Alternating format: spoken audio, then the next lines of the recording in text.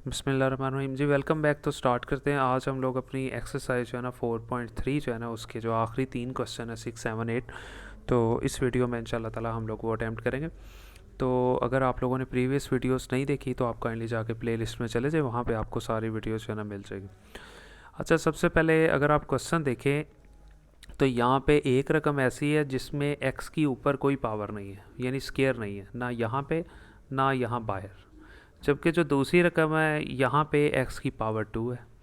तो इस तरह की सिचुएशन में फिर हम लोग करते क्या है, सबसे पहले ये रकम वैसे लिख देंगे बराबर, फिर ए लिखेंगे और ए के नीचे ये वाली रकम जिसकी कोई पावर नहीं है, यानी स्केयर नहीं है उसकी पावर में ना, वो लिख देंगे प्लस। पिछली एक्सरसाइज में हम यहाँ पे बी लिखते थे और उसके नीचे ही अगली रकम लिखते थे, लेकिन यहाँ थोड़ा सा चेंज है, यहाँ लिखेंगे बी एक्स प्लस सी लिखेंगे और फिर साथ में ये रकम लिखेंगे। अब यहाँ बी एक्स प्लस सी क्यों लिख रहे हैं, क्योंकि यहाँ पे एक्स के ऊपर स्केयर है। उस स्केयर की वजह से, क्या स्केयर का मतलब है डबल, यानी दो वैल्यूज़ लिखें, तो बी भी लिखा और साथ में एक्स भी लिखा, ठीक है, और प्लस सी। ये इस वजह से लिखना है क्योंकि यहाँ पे एक्स के ऊपर स्केयर है, तो ये वाली रकम जो है ना इसके नीचे लिख देंगे। हर क्वेश्चन इसी तरह ही है, खाली रकम जो है वो ए के नीचे प्लस, और ये वाली जो रकम है इसको बी एक्स प्लस सी के नीचे लिख देंगे और इस पूरी इक्वेशन को नाम दे देंगे इक्वेशन नंबर 1 का। ले जी आगे चलते हैं। फिर जैसा कि आपने 4.1 पढ़ी, 2 पढ़ी, 3 भी पढ़ रहे हैं, तो सब में एक ही कॉन्सेप्ट है, हमेशा इन दोनों रकमों को, ये जो नीचे जो डिवाइड हो रही है, इन दोनों रकमों को मल्टीप्लाई करवाते हैं, पहले इसी रकम से, फिर इससे और फिर इससे। तो मैंने लिख भी दिया कि मल्टीप्लाई करवाया इन दोनों को इक्वेशन 1 से। तो इक्वेशन 1 में क्या था, सबसे पहले ये रकम लिखी, मल्टीप्लाई करवाया ये दोनों रकमों को, बराबर में फिर ये रकम लिखी, मल्टीप्लाई करवाया फिर इन दोनों रकमों को, प्लस फिर ये बी एक्स वाली सारी रकम लिखी और मल्टीप्लाई करवाया इन दोनों रकमों को। ये आप देख सकते हैं। अब अगर आप आगे देखें तो ये एक्स स्केयर प्लस 4 इस एक्स स्केयर प्लस 4 से ख़त्म, ये एक्स प्लस टू से ख़त्म, सिर्फ एक्स स्केयर रह गया इस तरफ, बराबर दूसरी तरफ इधर आप देखें ये एक्स प्लस टू इस एक्स प्लस टू से ख़त्म हो गया, ए रह गया, और साथ में एक्स स्केयर प्लस 4 जो ए से मल्टीप्लाई हो रहा था वो रह गया, प्लस वो रह गया एक्स स्केयर प्लस 4 इधर, ये और ये एक्स प्लस 4 ख़त्म हो गया, बी एक्स प्लस सी बचा और एक्स प्लस 2 बचा, ये दोनों मल्टीप्लाई हो रहे हैं, दोनों को मैंने यहाँ पे नीचे लिख दिया। इसको हम कहते हैं इक्वेशन नंबर 2। ये तो आप लोगों ने 4.1 और 2 में भी सीखा कि जो काट के जो नीचे आंसर आता है उसको कहते हैं इक्वेशन नंबर 2 हमेशा। अब क्या करेंगे दोबारा फिर, अब आपने आ जाना दोबारा मेन रकम में, ये हमारी मेन रकम है। इस मेन रकम में सबसे पहले आपने आना है ए के नीचे, ए के नीचे जो रकम लिखी हुई है ना उसका नाम है एक्स प्लस 2। अगर आप देखें एक्स पे भी स्केयर नहीं है और पूरी रकम के बाहर इस जगह पे भी कोई स्केयर नहीं है, बिल्कुल सादा रकम है। इसको हम लोगों ने इक्वल टू ज़ीरो फ़र्ज़ करना है। हमेशा आप लोगों ने अपने माइंड में रखना है कि हम लोगों ने हमेशा जो है ना सिर्फ वो वाली रकम को इक्वल टू ज़ीरो फ़र्ज़ करना है जो बिल्कुल जिसके ऊपर कोई स्केयर ना हो, ना अंदर ना बाहर। तो मैंने आप देखें यहाँ पे मैंने लिख दिया कि एक्स प्लस 2 को जो है ना मैंने इक्वल टू ज़ीरो फ़र्ज़ किया, एक्स इधर ही रहा है, प्लस 2 था उधर जाके -2 हो गया, ये एक्स की कीमत आ गई। अब एक्स की कीमत को हम लोगों ने उठाना है और हमेशा इक्वेशन 2 में पुट कर देना है। एक्स का ये आंसर था, इसको पुट किया इक्वेशन नंबर 2 में, ये इक्वेशन नंबर 2 मैंने सारी लिख ली। अब इसमें एक्स की कीमत पुट कर देंगे, एक्स की जगह पे क्या लिखना है जी -2, और ऊपर स्केयर था वैसे लिख दिया, फिर ए आ गया, फिर एक्स की जगह पे लिखा -2, ऊपर स्केयर था वो आ गया, +4 आ गया, प्लस फिर बी लिखा, फिर एक्स की जगह पे ये -2, प्लस सी आ गया, फिर एक्स की जगह पे -2 और ये वैसे ही आ गया। अब यहाँ आप देखें ये -2 + 2 ज़ीरो हुआ, तो ये सारी रकम जब ज़ीरो से मल्टीप्लाई हुई सारी ज़ीरो होगी, सब कुछ ज़ीरो, आपने डायरेक्ट लिख देना। ये -2 था, ऊपर स्केयर था, जब जाहिर है कि -2 का जब आप स्केयर लेंगे तो वो +4 हो जाएगा, माइनस स्केयर की वजह से माइनस ख़त्म हो जाएगा, ये वैसे ही रह गया। ये -2 था और ऊपर यहाँ पे स्केयर था, तो ये माइनस यहाँ पे ख़त्म हो गया और 2 का स्केयर लिया तो 4 आ गया, प्लस ये वाला 4 एज इट इज़ रह जाएगा। तो ये तो आपको पता है सिंपल था। उसके बाद ये 4 वैसे ही, ए वैसे ही 4 और 4 यहाँ पे 8 हो गया। अब सिंपल सी बात, हमने ए फाइंड करना है, तो ये 8 जो है इस ए से मल्टीप्लाई हो रहा है, इस 8 को यहाँ से उठाएंगे और इस 4 के नीचे लिख देंगे, तो ये 8 जो है जब इस 4 के नीचे आएगा तो आके यहाँ पे डिवाइड हो जाएगा। तो इस तरह से हम लोगों के पास जो है ना ए का आंसर जो है ईजिली आ जाएगा। ये ए वैसे ही 4 1 ज़ा 4, 4 2 8, 1 नंबर 2 हम लोगों का ए का आंसर आ गया। अब जब ए का आंसर आ जाएगा ना तो फिर दोबारा वापस आएंगे मेन रकम में। ये हमारी मेन रकम थी, तो पहले इस रकम को इक्वल टू ज़ीरो फ़र्ज़ किया था और उसमें से एक्स का आंसर निकाला था। अब इस रकम को इक्वल टू ज़ीरो फ़र्ज़ नहीं करेंगे, उसकी वजह क्या है कि यहाँ एक्स पे कोई स्केयर नहीं था। और यहाँ एक्स पे स्क्वायर है, यानी ये सादा रकम नहीं है, खाली रकम नहीं है, तो इसको हम लोग इक्वल टू ज़ीरो फर्स्ट नहीं कर सकते, एक्स की कीमत नहीं निकाल सकते क्योंकि एक्स पे स्क्वायर है ना। तो फिर इस प्रॉब्लम को ख़त्म करने के लिए हम लोगों के पास ये इक्वेशन 2 है, ये जैसा कि आप देख सकते हैं, इसी को सॉल्व करेंगे आगे। इक्वेशन 2 को ओपन कर देंगे, ये आप देखें, ये मैंने दोबारा फिर इक्वेशन नंबर 2 लिखी, इसको हम हल कर लेंगे। एक्स स्क्वायर वैसे रह गया, ए को एक्स स्क्वायर से मल्टीप्लाई किया ए एक्स स्क्वायर, ए को इस 4 से मल्टीप्लाई किया तो 4a प्लस, अब ये दोनों रकमें भी आपस में मल्टीप्लाई हो रही है। इक्वेशन 2 को हमेशा ओपन करना है। बी एक्स को पहले एक्स से मल्टीप्लाई किया तो बी एक्स स्क्वायर हो गया, फिर बी एक्स को 2 से मल्टीप्लाई किया तो 2bx आ गया, फिर सी को एक्स से मल्टीप्लाई किया तो सी एक्स, और फिर इस सी को 2 से मल्टीप्लाई किया तो 2c आ गया। तो ये तो जैसा कि आपको पता है सिंपल है, यानी पहले इस रकम को इससे और फिर इससे मल्टीप्लाई करवाते हैं, फिर इस रकम को इससे और इससे मल्टीप्लाई करवाते हैं। ये मैंने मल्टीप्लाई करवा दिया। अगला स्टेप फिर इसी तरह, अगले स्टेप में हम लोग क्या करते हैं, पहले स्क्वायर वाली रकमों को इकट्ठा कर लेते हैं। एक ये स्क्वायर वाली रकम है, एक ये स्क्वायर वाली रकम है, इन्हें पहले लिख लिया मैंने, इसको भी और इसको भी। अगले स्टेप में फिर क्या करेंगे, खाली एक्स वाली रकमों को, एक ये एक्स वाली रकम है, एक ये एक्स वाली रकम है, इन दोनों को पहले लिख लिया। फिर एंड पे कौन सी लिखेंगे, जिसके साथ ना एक्स है ना एक्स स्क्वायर है, वो एक ये है और एक ये दोनों मैंने यहाँ पे लिख लिया। ये ले जी, अब मज़ीद सॉल्व कर लेंगे। ये चीज़ वैसे आ गई, इधर इन दोनों रकमों से एक्स स्क्वायर कॉमन आ रहा था तो दोनों में से एक्स स्क्वायर कॉमन ले लिया, इधर ए रह गया, प्लस इधर से एक्स स्क्वायर बाहर गया तो बी रह गया, प्लस इन दोनों में से एक्स कॉमन आ रहा था, एक्स कॉमन आ गया, इधर से एक्स बाहर गया तो 2b रह गया, वो लिख लिया, प्लस इधर से एक्स बाहर गया तो c रह गया, वो मैंने यहाँ पे लिख लिया, और ये तीसरी रकम वैसे रह गई। अब यहाँ पे हम लोग, इसका नाम होता है कंपैरिजन ऑफ कोफिशेंट, यानी कोफिशेंट्स का कंपैरिजन करेंगे। यहाँ पे बहुत सा स्टूडेंट ना काफ़ी कंफ्यूज होता है, लेकिन बहुत आसान है। देखिए इधर एक्स स्क्वायर है, एक्स स्क्वायर के साथ क्या लिखा हुआ है, a प्लस बी, ये जो a प्लस बी है ये एक्स स्क्वायर का कोफिशेंट्स है। जो भी एक्स स्क्वायर के साथ रकम लिखी होती है वो कोफिशेंट होता है एक्स स्क्वायर का। इधर एक्स स्क्वायर के साथ लिखा हुआ a प्लस बी, वो मैंने लिख लिया। अब बराबर के दूसरी तरफ देखेंगे कि यहाँ एक्स स्क्वायर के साथ क्या लिखा हुआ है, तो यहाँ एक्स स्क्वायर के पीछे ज़ाहिर है कुछ भी नहीं लिखा हुआ, तो ओबियसली यहाँ 1 था, तो यहाँ एक्स स्क्वायर के साथ क्या लिखा हुआ था 1, तो ओबियसली फिर एक्स स्क्वायर की कीमत यहाँ पे क्या हो जाएगी 1। इधर एक्स स्क्वायर की कीमत क्या थी a प्लस बी, और इस तरफ एक्स स्क्वायर की कीमत क्या थी, जो उसके पीछे लिखा हुआ है या जो उसके साथ लिखा हुआ है, तो 1 लिखा हुआ था, ये आ गया, इधर 1 आ गया, इधर ये आ गया। इसको हम फर्ज कर लेंगे इक्वेशन ए। अब इधर आप देखें एक्स के साथ क्या लिखा हुआ है, 2b प्लस c लिखा हुआ है, वो मैंने यहाँ पे लिख दिया बराबर। और इस तरफ अगर हम देखें एक्स वाली कोई भी रकम ही नहीं है, तो अब जब कोई रकम ही ना हो तो फिर हम लोग उसको ज़ीरो फर्ज कर लेंगे कि यार एक्स की कीमत यहाँ पे ज़ीरो है। अब देखिए हमारे पास दो इक्वेशंस आ गई हैं, एक ये वाली इक्वेशन, अब एक ये इक्वेशन, इन दोनों से हम लोग अपना आंसर फाइंड कर लेंगे। सबसे पहले हमारे पास इक्वेशन ए है, a plus B equal to 1, वो मैंने यहाँ पे लिख दिया। आप देख सकते हैं सिंपली इसमें बस वैल्यूज़ पुट करनी है। ए का आंसर हम लोगों ने पहले निकाल लिया था, 1/2 वो ऊपर पड़ा हुआ है। ए का आंसर लिखा, प्लस बी वैसे रह गया, दूसरी तरफ 1 लिखा हुआ था, ये बी वैसे रहा, ये इस तरफ 1 था, ये 1/2 प्लस था, उस तरफ जाके -1/2 हो जाएगा। तो फिर इसी तरह एलसीएम ले लेंगे। अब इस 1 के नीचे कुछ भी नहीं है तो खुद से 1 लगा देंगे, जैसे आपको पता है हम लोग लगा देते हैं नॉर्मली, ताकि एलसीएम ले लें। एलसीएम कैसे लेंगे, इन दोनों रकमों को मल्टीप्लाई करवाएंगे, 2 को 1 से मल्टीप्लाई किया तो 2 ही आ जाएगा, फिर इस 2 को इस 1 से मल्टीप्लाई करवाएंगे 2, फिर इस 1 को इससे मल्टीप्लाई करवा देंगे, यानी बहुत आसान है एलसीएम। पहले इन दोनों रकमों को मल्टीप्लाई, फिर इस 2 को 1 से, फिर इस 1 को इससे, तो इस तरह हम लोगों के पास b का जो है ना एलसीएम आ जाएगा, ये देख सकते हैं आप। फिर b वैसे रह गया, 2 में से 1 माइनस किया तो 1 रह गया, डिवाइडेड बाय 2 रह गया यहाँ पे सिंपली। ठीक है, ये तो हम लोगों ने इक्वेशन ए से आंसर निकाला। अब लिखेंगे इक्वेशन नंबर बी, जो कि यहाँ हम लोगों ने ये पीछे बनाई थी इक्वेशन बी, ये मैंने लिखी। इसमें से हम लोग सी का आंसर निकाल लेंगे, 2 लिखा, बी की कीमत ये ऊपर फाइंड की थी वो लिख दी इसमें, प्लस सी वैसे इक्वल टू 0। अब देखें यहाँ पे ये 2 जो है इस 2 से ख़त्म हो गया, 1 रह गया, प्लस सी रह गया इक्वल टू 0। अब सी इधर ही रहा और यहाँ पे +1 था, ये उस तरफ जाके -1 हो जाएगा। बस तीनों की कीमत आ गई, ए भी आ गया, बी भी आ गया और सी भी आ गया। दोबारा फिर इसी तरह ये वही मेन रकम लिखी दोबारा से, जैसा कि आपने भी पीछे देखी भी है मेन रकम सिंपली, यानी कि ये वाली जो क्वेश्चन के स्टार्ट में हम लोगों ने यार फ़र्ज़ की थी, ये वाली यही रकम सारी दोबारा लिखी यार, सवाल में एंड पे लिखनी होती है। ये देखें चाहिए मैंने लिख दी।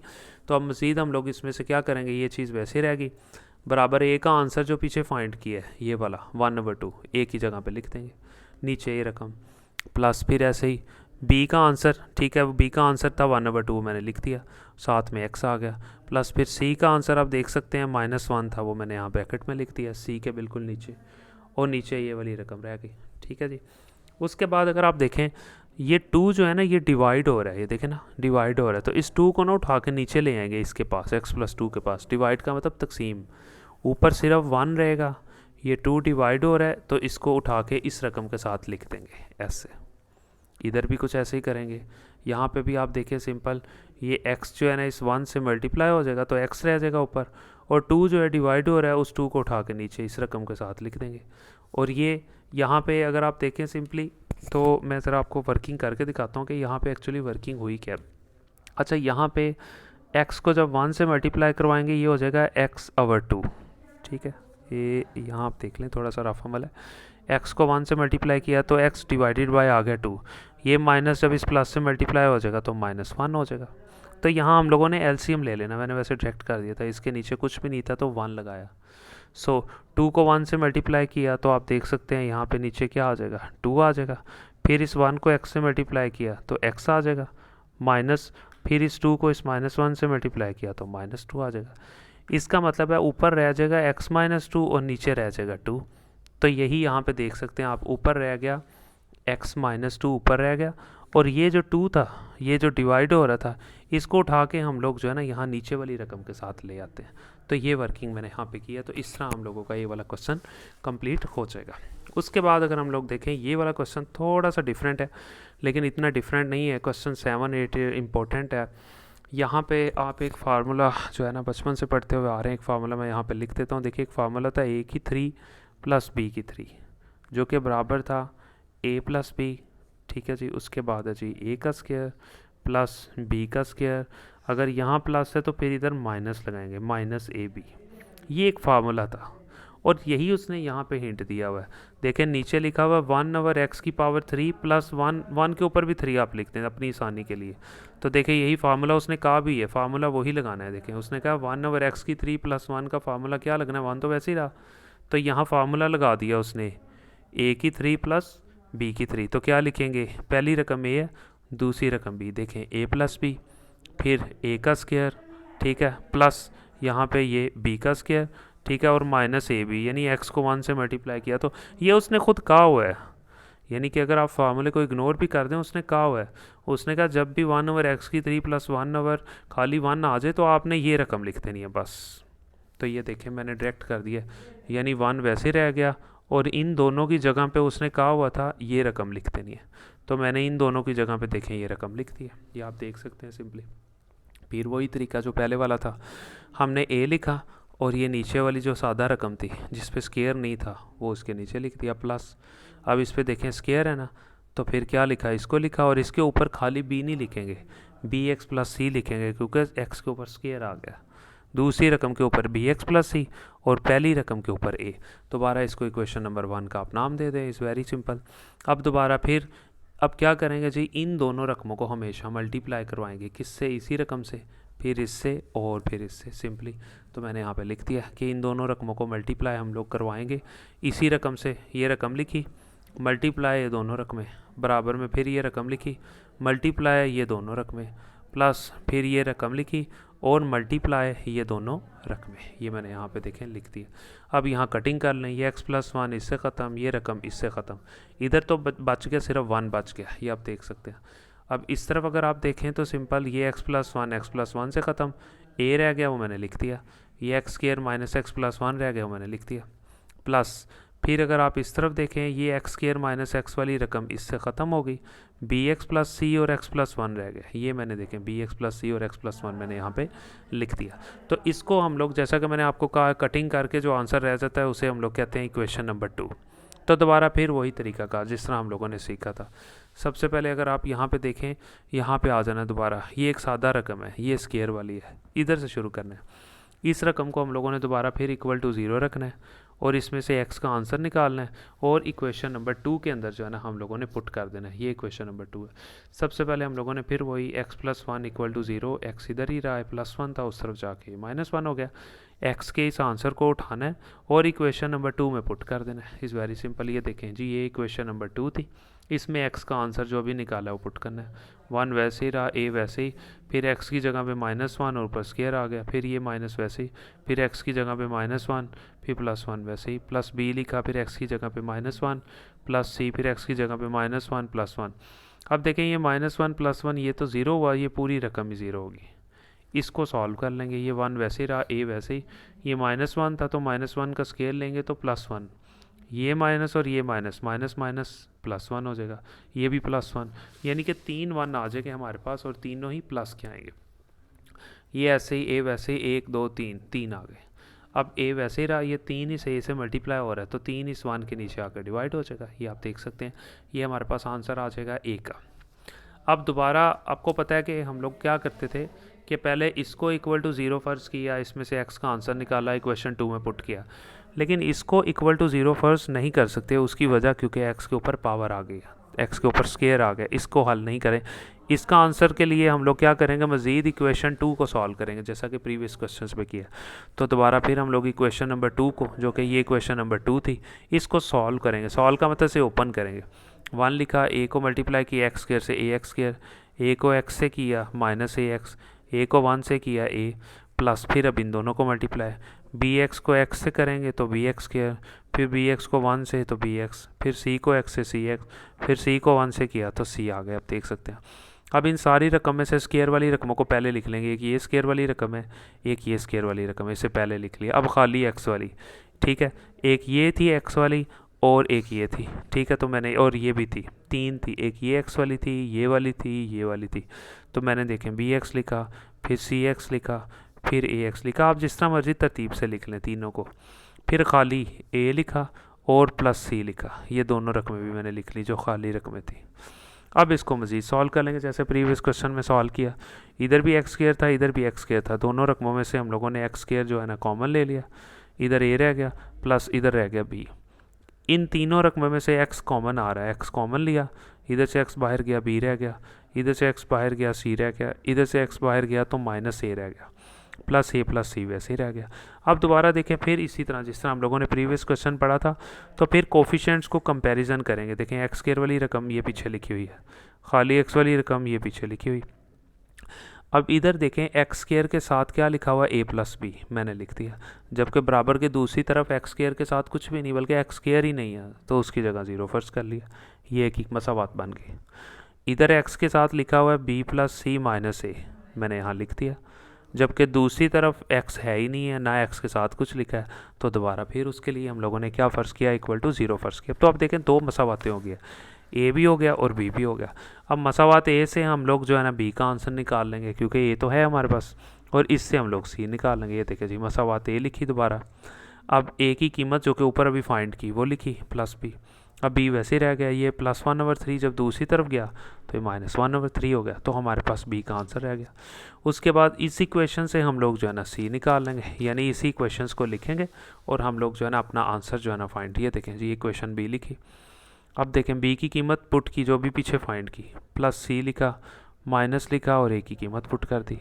अब हमने c फाइंड करना है, c इधर ही रहा, ये रकम थी -1/3, उस तरफ जाके +1/3 होगी, ये भी -1/3 था, ये भी उधर जाके +1/3 हो गया, दोनों इधर आके +1/3। ये c वैसे ही। अब देखें सेम एलसीएम है, इधर भी 3 है, इधर भी 3 है, दोनों का एलसीएम सेम है, दोनों में से एक 3 लिख लेंगे और इसके ऊपर क्या लिखा हुआ है 1 वो लिख लिया, प्लस इसके ऊपर क्या लिखा हुआ है 1 वो भी लिख लिया। जब दो एलसीएम सेम हो तो आपको पता है उनमें से एक लिख लेते हैं। इसके ऊपर क्या लिखा हुआ है 1 प्लस, फिर इसके ऊपर क्या लिखा हुआ 1 वो भी लिख लिया, c वैसे ही रह गया।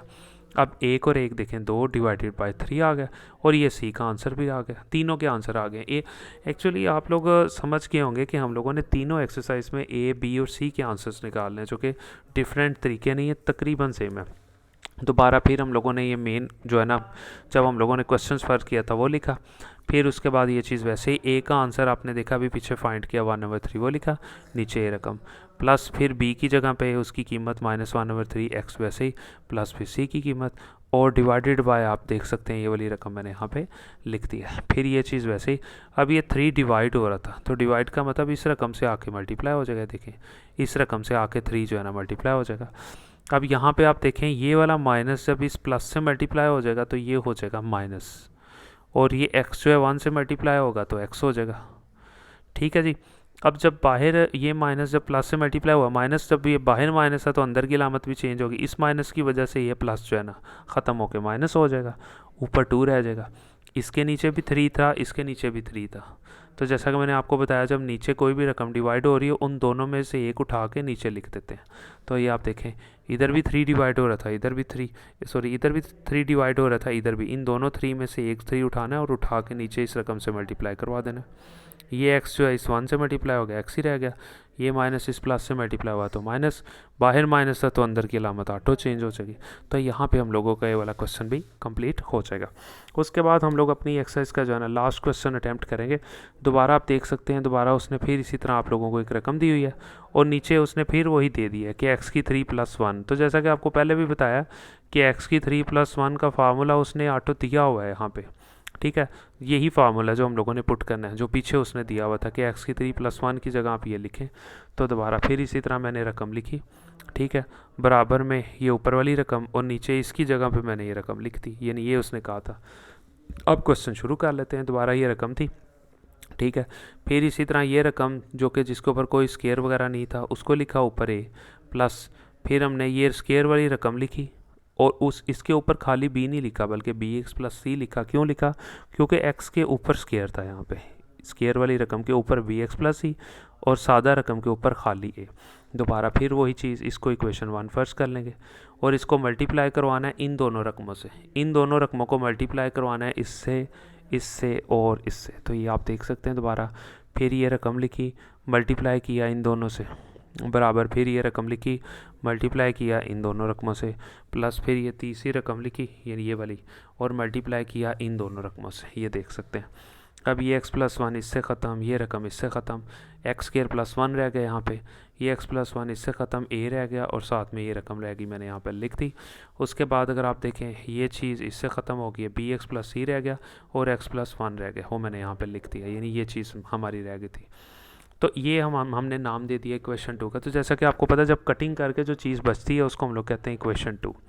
अब अगला काम फिर दोबारा इसी तरह आपने यहाँ आना है a और b वाली रकम में। ये x + 1 जो है ये सादा रकम है, इस पर कोई स्केयर नहीं है। इसको हम लोगों ने = 0 फर्ज करना है और इसमें से x का आंसर निकालना है और x के आंसर को उठा के जो भी x का आंसर आएगा इस इक्वेशन नंबर 2 के अंदर हम लोगों ने जो है ना पुट कर देना, जैसा कि हम लोग प्रीवियस वीडियोज़ और क्वेश्चंस में भी करते हुए आ रहे हैं। जैसा कि आप लोगों को पता है, देखें x + 1 = 0, x इधर ही रहा, ये +1 उधर जाके -1 हो गया। ये x की कीमत को उठाया और इक्वेशन नंबर 2 में जो है ना पुट कर दिया। ये इक्वेशन नंबर 2 थी।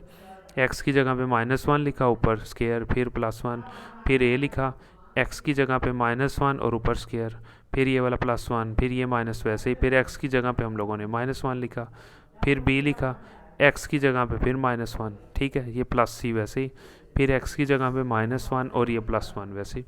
देखें ये -1 और ये +1 जो है ना, ये देखें ये -1 +1 जो है ये 0 हुआ, तो ये सारी रकम ही यहाँ पे क्या होगी है, 0 होगी, ठीक हो गया।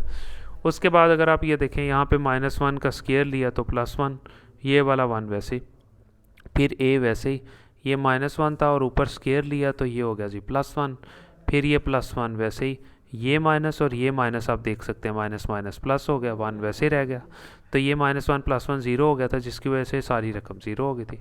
उसके बाद ये 1 और 1 आप देख सकते हैं 2, a वैसे ही और ये 1 2 3 वैसे ही आ गया। तो हम लोगों ने अब a फाइंड करना है, a इधर ही रहा, 3 जो है ना a से मल्टीप्लाई हो रहा है, तो 3 जो है ना इस 2 के नीचे आके देखें डिवाइड हो जाएगा, ये हमारे पास आंसर आ जाएगा जी a का। तो अब दोबारा जैसा कि मैंने आप लोगों को बताया कि हम लोग क्या करेंगे, मेन रकम में आएंगे। तो पहले हम लोगों ने =0 इसको रखा था, सादा रकम को। अब इसको =0 नहीं रख सकते, उसकी वजह क्योंकि x के ऊपर स्केयर है, x की वैल्यू को फाइंड नहीं कर पाएंगे। तो इसके लिए हम लोग दोबारा फिर क्या करेंगे, इक्वेशन नंबर 2 को लिख लेंगे। अब यहाँ पे अगर आप देखें तो ये हमारी इक्वेशन नंबर 2 है, इसको हम लोगों ने लिख लिया इक्वेशन नंबर 2 को। तो इक्वेशन नंबर 2 को जब हम लोगों ने लिख लिया, इसको हम लोग जो है ना सॉल्व कर लेंगे। ये चीज़ वैसे रहेगी, a को x² से मल्टीप्लाई किया तो ax², फिर a को 1 से मल्टीप्लाई किया तो a रह गया, फिर a को -x से मल्टीप्लाई किया तो -ax यहाँ तक, प्लस फिर ये दोनों रकमें आपस में मल्टीप्लाई हो रही हैं, bx को x से मल्टीप्लाई किया bx², फिर bx को 1 से मल्टीप्लाई किया bx, फिर c को x से मल्टीप्लाई किया cx, फिर c को 1 से मल्टीप्लाई किया तो c रह गया, यहाँ पे आप देख सकते हैं। अब हम अगले स्टेप में जैसा कि आपको पता है कि स्केयर वाली रकमों को इकट्ठा कर लेंगे। एक स्केयर वाली रकम ये है और एक स्केयर वाली रकम ये है, इन दोनों को लिखा। फिर खाली एक्स वाली रकमें, एक ये थी खाली एक्स वाली, एक ये थी और एक ये थी। फिर इसी तरह बी एक्स लिखा, फिर सी एक्स लिखा और ये एक्स वाली रकम एक ये थी, इन तीनों को लिख लिया। अब थर्ड स्टेप में क्या करेंगे, बिल्कुल खाली रकम जिसके साथ में एक्स एंड एक्स स्केयर है, वो एक ए ये है और प्लस सी ये है। तो यहाँ देखें हमारे पास एक तरतीब लग गई, ये चीज़ वैसे रहेगी। इन दोनों रकमों में से एक्स स्केयर को हम लोग जो है ना कॉमन ले लेंगे, एक्स स्केयर कॉमन आ गया, इधर रह गया जी ए प्लस और इधर रह गया यहाँ पे बी, इधर से एक्स स्केयर बाहर चला गया। अब इन तीनों रकमों में से हम लोग एक्स को कॉमन ले लेंगे, एक्स कॉमन ले लिया, यहाँ पे खाली बी रह गया, यहाँ से एक्स कॉमन गया तो सी रह गया, यहाँ से एक्स बाहर गया तो माइनस ए रह गया और प्लस ये प्लस सी वैसे ही रहेगी।